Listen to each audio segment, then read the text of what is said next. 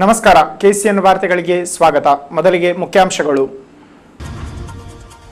ಅಕ್ರಮ ಚಿನ್ನ ಸಾಗಾಟ ಹಿನ್ನೆಲೆ ನಡೆದ ಕೊಲೆ ಪ್ರಕರಣ, ಕೃತ್ಯಕ್ಕೆ ಇನ್ನೂ ಗೋಚರವಾಗದ ಸ್ಪಷ್ಟ ಕಾರಣ, ಮುಂದುವರಿದ ತನಿಖೆ. ವಿವಿಧ ಬೇಡಿಕೆ ಮುಂದಿರಿಸಿ ಐಎನ್ಟಿಯುಸಿ ಜಿಲ್ಲಾ ಸಮಿತಿ ನೇತೃತ್ವದಲ್ಲಿ ಜಿಲ್ಲಾಧಿಕಾರಿ ಕಚೇರಿಗೆ ಮಾರ್ಚ್ ಪ್ರತಿಭಟನೆ, ಹಲವರು ಭಾಗಿ. ಸರ್ಕಾರಿ ಆಸ್ಪತ್ರೆಯಲ್ಲಿ ಇಲ್ಲೊಬ್ಬಳು ನರ್ಸಮ್ಮ ತೋರಿಸಿದಳು ಬೇಜವಾಬ್ದಾರಿ ನಡೆ, ತಪಾಸಣೆಗೆಂದು ಬಂದ ಹೆಣ್ಮಗಳಿಗಾಯಿತು ನೋವಿನ ವ್ಯತೆ, ಹೇಳುವವರಿಲ್ಲವೇ ಕೇಳುವವರಿಲ್ಲವೇ ಸರ್ಕಾರಿ ಸಿಬ್ಬಂದಿಗಳನ್ನು.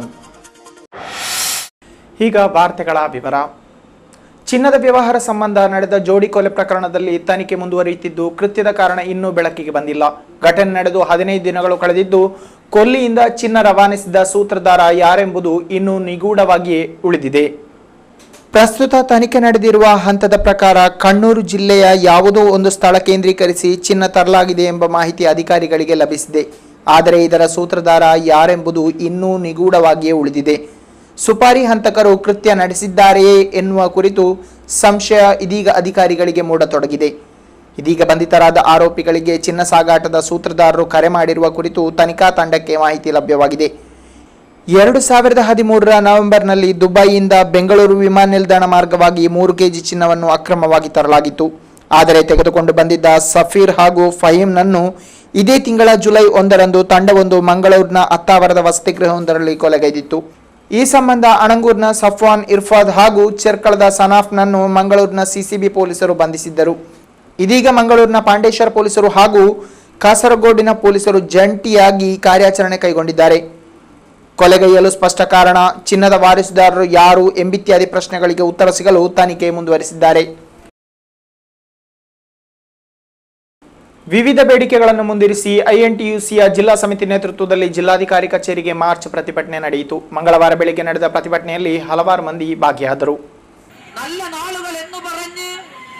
ವರ್ಷಂ ಪ್ರತಿ ನೌಕರಿ ದಿನವನ್ನು 200ಕ್ಕೆ ಹೆಚ್ಚಳಗೊಳಿಸಬೇಕು, ವೇತನವನ್ನು 350ಕ್ಕೆ ಏರಿಸಬೇಕು, ಉದ್ಯೋಗ ಭದ್ರತಾ ಕಾರ್ಮಿಕರಿಗೆ ಇಎಸ್ಐ ಸೌಲಭ್ಯ ಒದಗಿಸಬೇಕು ಮೊದಲಾದ ಬೇಡಿಕೆ ಮುಂದಿರಿಸಿ ಐಎನ್ಟಿಯುಸಿ ಪ್ರತಿಭಟನೆ ಹಮ್ಮಿಕೊಂಡಿತು. ಪ್ರತಿಭಟನೆ ಅಂಗವಾಗಿ ಕಾಸರಗೋಡು ಸರ್ಕಾರಿ ಕಾಲೇಜು ಪರಿಸರದಿಂದ ಜಿಲ್ಲಾಧಿಕಾರಿ ಕಚೇರಿಗೆ ಮಾರ್ಚ್ ಸಾಗಿತು. ಬಳಿಕ ಜಿಲ್ಲಾಧಿಕಾರಿ ಕಚೇರಿ ಮುಂಭಾಗದಲ್ಲಿ ನಡೆದ ಪ್ರತಿಭಟನೆಯನ್ನು ಐಎನ್ಟಿಯುಸಿ ರಾಷ್ಟ್ರ ಸಮಿತಿ ಸದಸ್ಯ ನ್ಯಾಯವಾದಿ ಎಂಸಿ ಜೋಸ್ ಉದ್ಘಾಟಿಸಿ ಮಾತನಾಡಿದರು. കോൺഗ്രസ് ആലോചിച്ച് ചർച്ച ചെയ്ത് ഇത്രകാലമുള്ള നമ്മുടെ ഭരണപരമായ പ്രവർത്തനങ്ങളുടെ അനുഭവത്തിൽ ദിവംഗതനായ രാജീവ് ഗാന്ധി തന്നെ കണ്ടെത്തിയ ഒരു കാര്യമുണ്ട്. ഇന്ത്യയിൽ നടത്തുന്ന ഏതൊരു പരിപാടിയും, അത് ദാരിദ്ര്യ നിർമ്മാർജ്ജന പരിപാടികൾ ഉൾപ്പെടെ, നമ്മുടെ രാജ്യത്ത് 1 രൂപ കേന്ദ്ര ഗവൺമെന്റ് ചെലവഴിക്കുമ്പോൾ നമ്മുടെ രാജ്യത്തിലെ പാവങ്ങൾക്ക് അത് 15 പൈസയാണ് അനുഭവവേദ്യമാകുന്നത് എന്നായിരുന്നു കണക്ക്. ಜಿಲ್ಲಾಧ್ಯಕ್ಷ ಪಿಜಿ ದೇವ್ ಅಧ್ಯಕ್ಷತೆ ವಹಿಸಿದರು. KV Raghavan, CO Saji, OK Narayanan, Damodaran ಮೊದಲಾದವರು ಉಪಸ್ಥಿತರಿದ್ದರು. ಮಂಜೇಶ್ವರದ ಉದ್ಯಾವರ ಮಾಡ ಬಳಿ ವಿದ್ಯುತ್ ದುರಸ್ತಿಗಾಗಿ ಗುತ್ತಿಗೆ ಕಾರ್ಮಿಕರೊಬ್ಬರು ವಿದ್ಯುತ್ ಕಂಬವನ್ನೇರಿ ಕಾರ್ಯನಿರ್ವಹಿಸುತ್ತಿದ್ದಾಗ ಅಚಾನಕ್ ಆಗಿ ವಿದ್ಯುತ್ ಪ್ರವಹಿಸಿ ಶಾಕ್ ಹೊಡೆದು ಗಂಭೀರ ಸ್ಥಿತಿಯಲ್ಲಾದ ಘಟನೆ ನಡೆದಿದೆ. ಕೊಡ್ಲಮಗರು ಪಳ್ಳದ ಪಡ್ಪು ಪರಿಸರ ನಿವಾಸಿ 27 ವರ್ಷ ಪ್ರಾಯದ ಗೋಪಾಲ ಎಂಬವರು ಶಾಕ್ಗೆ ಒಳಗಾದವರು. ಇವರನ್ನು ಮಂಗಳೂರಿನ ಆಸ್ಪತ್ರೆಯಲ್ಲಿ ದಾಖಲಿಸಲಾಗಿದೆ. ಉದ್ಯಾವರ ಮಾಡ ರಾಷ್ಟ್ರೀಯ ಹೆದ್ದಾರಿ ಬಳಿಯಿಂದ ದೇವಸ್ಥಾನಕ್ಕೆ ಹೋಗುವ ಒಳರಸ್ತೆ ಪಕ್ಕದಲ್ಲಿ 3 ದಿವಸದ ಮೊದಲು ಗಾಳಿ ಮಳೆಗೆ ದೊಡ್ಡದೊಂದು ಮರ ವಿದ್ಯುತ್ ತಂತಿ ಮೇಲೆ ಮುರಿದು ಬಿದ್ದಿತ್ತು. ಪರಿಣಾಮ 3 ದಿನ ಈ ಪರಿಸರದಲ್ಲಿ ವಿದ್ಯುತ್ ಸ್ಥಗಿತವಾಗಿತ್ತು. ಈ ನಿಟ್ಟಿನಲ್ಲಿ ವಿದ್ಯುತ್ ಸರಿಗೆಯ ದುರಸ್ತಿಗಾಗಿ ಮಂಗಳವಾರ ಬೆಳಿಗ್ಗೆ ಆಗಮಿಸಿದ ಗುತ್ತಿಗೆ ಆಧಾರದಲ್ಲಿ ಕಾರ್ಮಿಕರಾದ ಗೋಪಾಲ ಎಂಬವರು ಸ್ಥಳೀಯ ಟ್ರಾನ್ಸ್ಫಾರ್ಮರ್ನಿಂದ ಫ್ಯೂಸ್ ತೆಗೆದು ವಿದ್ಯುತ್ ಕಂಬವನ್ನೇರಿ ಕೆಲಸ ನಿರ್ವಹಿಸುತ್ತಿದ್ದರು.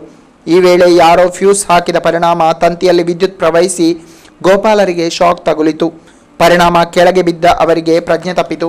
ಇದನ್ನು ಗಮನಿಸಿದ ಸ್ಥಳೀಯರು ಗೋಪಾಲರನ್ನು ತಕ್ಷಣ ಮಂಗಳೂರಿನ ಆಸ್ಪತ್ರೆಗೆ ಸಾಗಿಸಿದ್ದಾರೆ. ಈ ಬಗ್ಗೆ ಮಂಜೇಶ್ವರ ವಿದ್ಯುತ್ ಇಲಾಖೆಯ ಸಬ್ ಇಂಜಿನಿಯರ್ ಬಳಿ ವಿವರಣೆ ಕೇಳಿದಾಗ ಅವರು ಮಾತನಾಡಿ, ಘಟನೆಯ ಬಗ್ಗೆ ಸ್ಪಷ್ಟ ಮಾಹಿತಿ ಲಭಿಸಿಲ್ಲ, ಬಳಿಕವಷ್ಟೇ ಇದರ ಬಗ್ಗೆ ವಿವರಣೆ ನೀಡುತ್ತೇವೆ ಎಂದು ತಿಳಿಸಿದರು. അത് പെട്ടെന്ന് ഒരു 2 മിനിറ്റ് സമയം ഒരു ഷോക്ക് മാതിരി വന്ന് തോന്നുന്നു ഒച്ചയാക്കി താഴെ പോയി. ഇതേ കാണാം. നാളെ ഞാനിങ്ങോട്ട് ഓടി, ഇതെന്തെങ്കിലും ലൈനിൽ എന്തെങ്കിലും കാര്യമുണ്ടോ നോക്കാൻ വേണ്ടി ഓടി. അത്രയല്ല. അപ്പോൾ അവർ ഹോസ്പിറ്റലിൽ കൊണ്ടുപോയി. ഇത്രയും കണ്ടില്ല. അതെന്ന് വെച്ചാൽ നമ്മൾ ഓഫാക്കിയ ലൈനിയുടെ അടുത്താണ്, ഇവിടെ തന്നെ ഒരു 100 മീറ്റർ ഇല്ല അകലെയാണ്. പിന്നെ സാധ്യത വെച്ചാൽ വേറെ ബൈപ്പാസ് ആയിട്ട് ലൈൻ എവിടെയെങ്കിലും ഇവിടുന്ന് അങ്ങോട്ട് അങ്ങനെ ഹെവി ലൈൻ വരുന്നില്ല, ഈ റോഡിന് ഹൈവേന്ന് ഉള്ളോട്ടേ പോകുന്നു. ഇപ്പം വരേണ്ട സാധ്യത വെച്ചാൽ സാധാരണ ഏതെങ്കിലും ജനറേറ്റർ ഉണ്ടെങ്കിലോ എവിടെയെങ്കിലും ഇൻവേർട്ടർ ഉണ്ടെങ്കിലോ അങ്ങനെ സാധാരണ വരുന്നുണ്ട്. ഇപ്പം നമ്മളെ ഇതിൽ ചിന്തക്ക് അതീതായിട്ട് നമ്മൾ ലൈനുണ്ടല്ലോ ഓഫാക്കിയിട്ട് ഫുൾ ഷോർട്ട് ചെയ്തിട്ടുണ്ട്, ചങ്ങലിട്ടിട്ട്.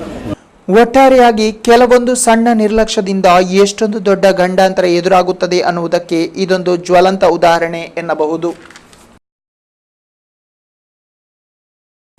ಸರ್ಕಾರಿ ಕಚೇರಿಗಳಲ್ಲಿ ತೆರವಾಗಿರುವ ಹುದ್ದೆಗಳನ್ನು ಭರ್ತಿಗೊಳಿಸಲು ಶೀಘ್ರ ಪಿಎಸ್ಸಿ ನೇಮಕಾತಿ ಪ್ರಕ್ರಿಯೆ ನಡೆಸಲಾಗುವುದೆಂದು ರಾಜ್ಯ ಮುಖ್ಯಮಂತ್ರಿ ಉಮ್ಮನ್ಚಾಂಡಿ ತಿಳಿಸಿದ್ದಾರೆ. ಅವರು ವಿಧಾನಸಭೆಯಲ್ಲಿ ವಿರೋಧ ಪಕ್ಷ ನಾಯಕರ ಪ್ರಶ್ನೆಗೆ ಉತ್ತರಿಸುತ್ತಾ ಖಾಲಿ ಹುದ್ದೆ ಶೀಘ್ರ ಭರ್ತಿಗೊಳಿಸಲು ಕ್ರಮ ಕೈಗೊಳ್ಳುವುದಾಗಿ ಭರವಸೆ ಇಟ್ಟಿದ್ದಾರೆ.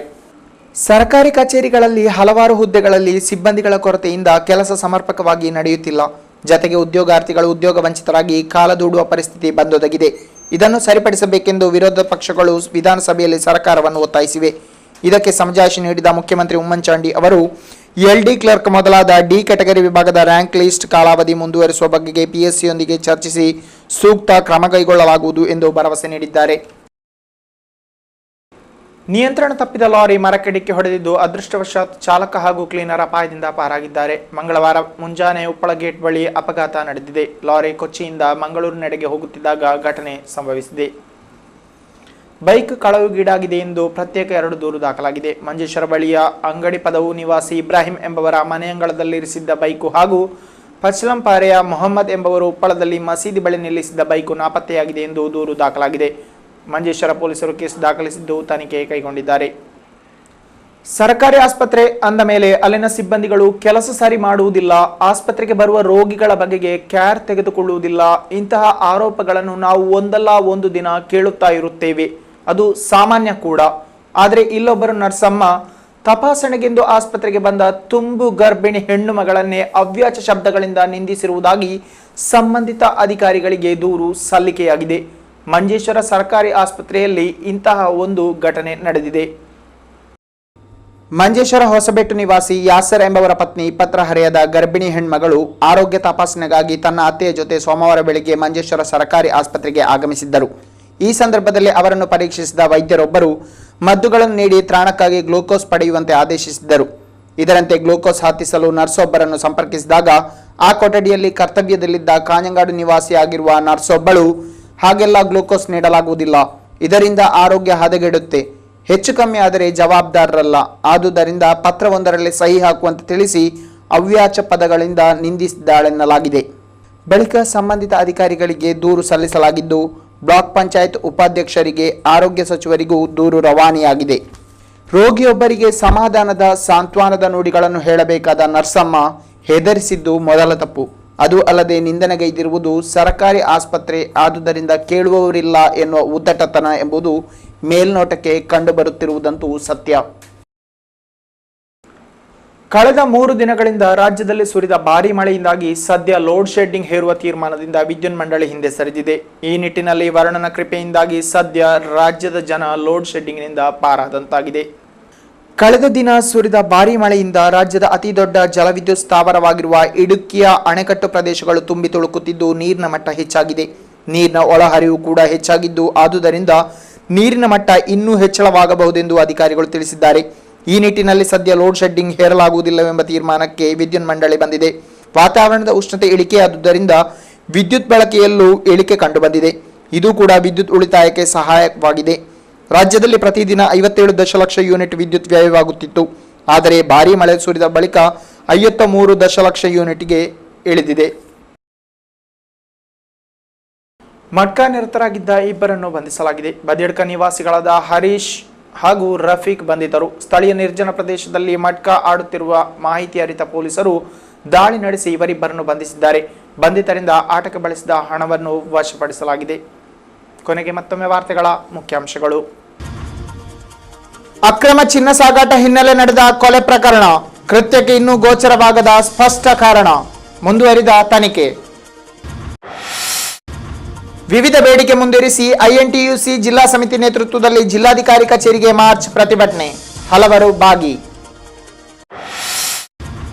ಸರ್ಕಾರಿ ಆಸ್ಪತ್ರೆಯಲ್ಲಿ ಇಲ್ಲೊಬ್ಬಳು ನರ್ಸಮ್ಮ ತೋರಿಸಿದಳು ಬೇಜವಾಬ್ದಾರಿ ನಡೆ, ತಪಾಸಣೆಗೆಂದು ಬಂದ ಹೆಣ್ಮಗಳಿಗಾಯಿತು ನೋವಿನ ವ್ಯಥೆ.